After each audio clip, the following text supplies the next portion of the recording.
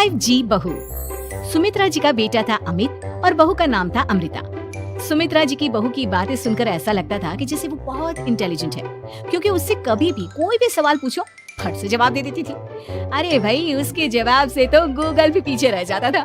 और इसलिए कम से कम सुमित्रा जी के घर में तो किसी को भी गूगल की जरूरत ही नहीं पड़ती थी।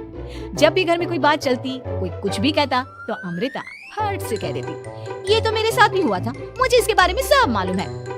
एक दिन सुमित्रा जी अमित और अपनी बहू अमृता के साथ अमित के बुआ जी, फूफा जी यानी कि मुकेश और उर्मिला जी के यहाँ पर मिलने के लिए गए। अरे बहुत अच्छा किया अमित बेटा, इतने दिनों के बाद आए हो तुम।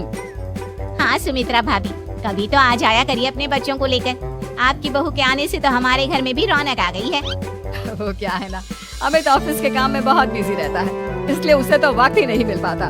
अच्छा, लगता है नौकरी काफी मुश्किल है अमित की। नहीं फूफा जी, ऐसी कोई बात नहीं है। आप तो जानते हैं ना प्राइवेट जॉब में कितना काम होता है। अरे कोई समझे ना समझे, मुझे तो पता है प्राइवेट नौकरी में इतना काम करना पड़ता है कि इंसान की आफत आ जाती है।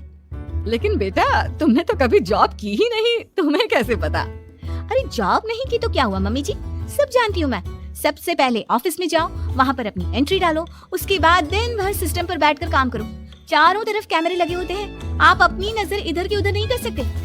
उसके बाद दिन भर बॉस की चिक चिक सुनो, वो अलग से। यही सब होता है, मुझे ना सब पता है। अरे बहू रानी तो काफी इंटेलिजेंट है, हर बात की खबर है इसको। थोड़ी देर बाद अब देखिए सुमित्रा भाभी, इतने दिनों के बाद आई हैं आप, खाना खाकर ही जाना, ऐसे तो मैं आपको जाने नहीं दूंगी। वैसे बुआ जी, खाने में क्या बनाया है? वो क्या है ना बेटा, आज तुम्हारी बुआ जी की तबीयत थोड़ी ठीक नहीं थी, इसलिए हमने सोचा कि जब तुम लोग यहाँ आ जाओगे तो बाहर से खाना मंगवा लेंगे और साथ में बैठकर खाएंगे। लेकिन बस प्रॉब्लम इतनी सी है कि मुझे बाहर से खाना ऑर्डर करना नहीं आता। सोचा जब अमित आएगा तो उसी को बोल दूंगी। अरे मुझे आता है ना, मैं कर देती हूँ ऑर्डर। बताइए क्या क्या मंगाना है आपको? इटालियन, कॉन्टिनेंटल, इंडियन, पंजाबी सब पता है मुझे। क्या बात है बहू, क्या घर में भी खाना रोज बाहर से ऑर्डर करती हो? अरे नहीं बुआ जी, ऐसी कोई बात नहीं है, बस मुझे ना सब पता है। कोई बात नहीं अमृता, मैं अपने फोन से ऑर्डर कर देता हूँ। क्या बात है, आजकल ऑनलाइन डिलीवरी पर कोई ऑफर नहीं चल रहा है, वरना काफी पैसे बच जाते। कैसी बात करते हैं अमित, मैं कह रही हूँ ना मुझे सब पता है। मुझे एक बहुत अच्छा ऑनलाइन डिलीवरी वाला मालूम है, जहाँ पर 50% ऑफ मिल जाएगा। और आज तो वैसे भी फ्राइडे है ना, फ्राइडे को तो उस पर 50-70% ऑफर मिलता ही मिलता है। अरे क्या बात है, इसके बारे में तो मुझे पता ही नहीं था। अरे बेटा, जिस चीज के बारे में किसी को पता नहीं होता, हमारी बहू को पता होता है। एक काम कर, तू उसी को ऑर्डर करने दे।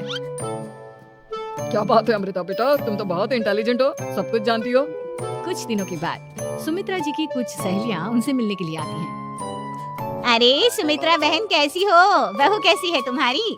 अरे पूछिए मत, बहुत इंटेलिजेंट है मेरी बहू, सब कुछ जानती है।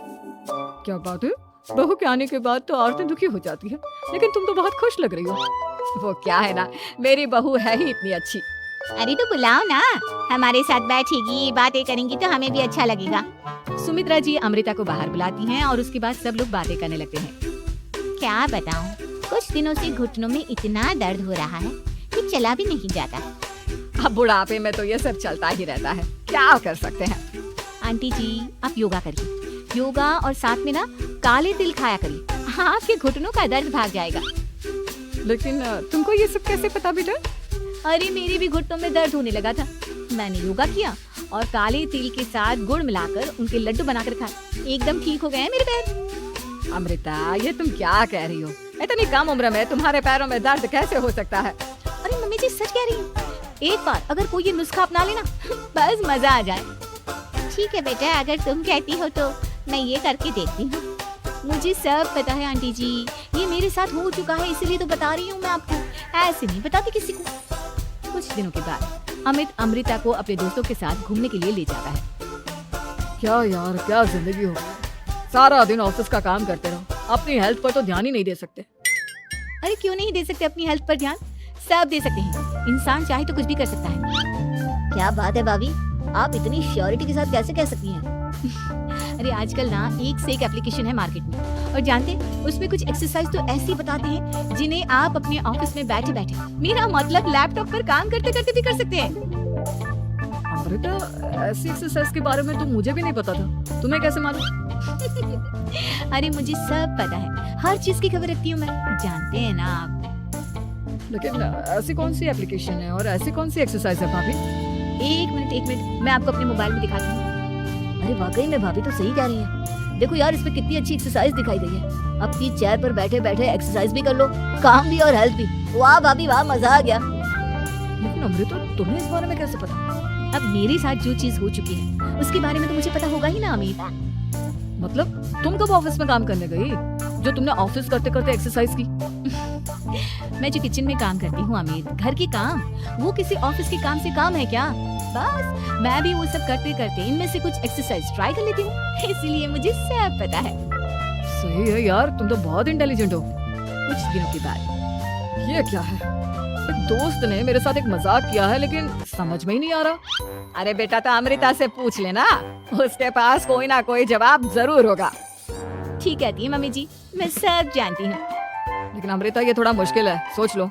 मेरे लिए कुछ भी मुश्किल नहीं, दुनिया की कोई भी पहेली हो मैं चुटकी में सॉल्व कर लेती हूँ। अच्छा ठीक है, देखो मेरे दोस्त ने मुझे एक खाली पेपर दिया है और कहा है कि इस पर उसने मेरे लिए कुछ मैसेज लिखा है। अब एक बात बताओ यार, खाली पेपर पर, I mean, जिस पर कुछ भी नहीं लिखा हुआ, उसे मैं कैसे पढ़कर बताऊं? अरे बस इतनी सी बात, इसे तो मैं चुटकियों में सॉल्व कर दूंगी अमित।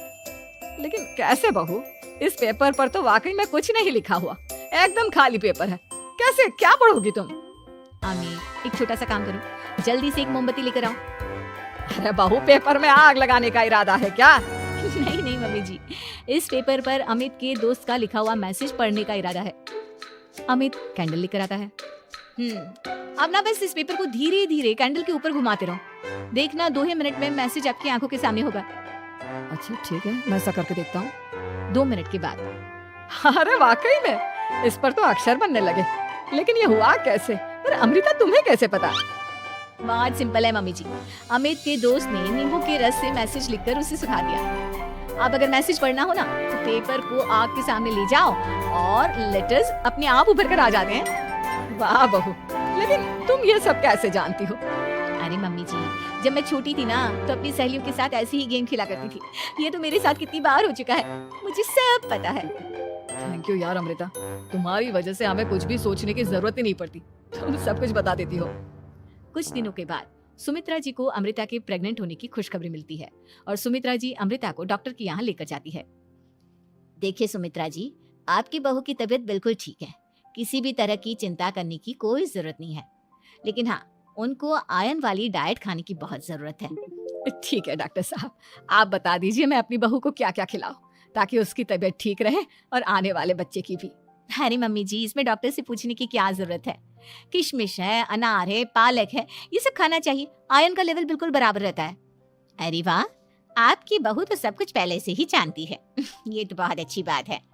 देखो, आयरन के साथ तुम्हें कैल्शियम भी खाना होगा। जानती हूँ मैं, अगर आयरन की खाली सप्लीमेंट लेते हैं और कैल्शियम नहीं लेते तो बॉडी उसे अच्छे से एब्जॉर्ब नहीं कर पाती। सब पता है मुझे। बहू, ये भी मालूम है? हाँ मम्मी जी, आप तो जानती है ना, मुझे सब पता है। आपकी बहू की बातें सुनकर अच्छा लग रहा है। मुझे ऐसी बहुत कम लड़कियां मिलती हैं जिन्हें इतनी नॉलेज होती है, सारे सवालों के जवाब देती है। और हमारे इंडिया में तो वैसे भी हालात बहुत खराब है। बिल्कुल ठीक कह रहे हैं आप डॉक्टर साहब, लेकिन मैं उन लड़कियों की तरह नहीं हूँ। बहुत ख्याल रखती हूँ मैं हर चीज का। और जानती हैं आप, हमारे घर में तो किसी को किसी चीज के बारे में गूगल करने की जरूरत ही नहीं पड़ती। बिल्कुल ठीक कह रही है अमृता, अरे कुछ भी पूछ लो, इसे सब पता होता है। अरे वाह, तुम तो बड़ी कमाल की लड़की हो। चलो, ये तो बहुत अच्छी बात है, लेकिन फिर भी डॉक्टर की सलाह पर पूरा ध्यान देना चाहिए। वैसे क्या चाहिए तुम्हें, बेटा या बेटी? अरे डॉक्टर साहब, कुछ भी हो जाए, बस बच्चा अच्छे से हो जाना चाहिए। मुझे तो दोनों में से किसी से कोई भी परेशानी नहीं। और सुमित्रा जी, आप? डॉक्टर मैडम, मुझे तो लड़के और लड़की में कभी भेद करने की आदत ही नहीं है। पोता आए या पोती, मेरे लिए तो दोनों एक बराबर है। सुनकर अच्छा लगा।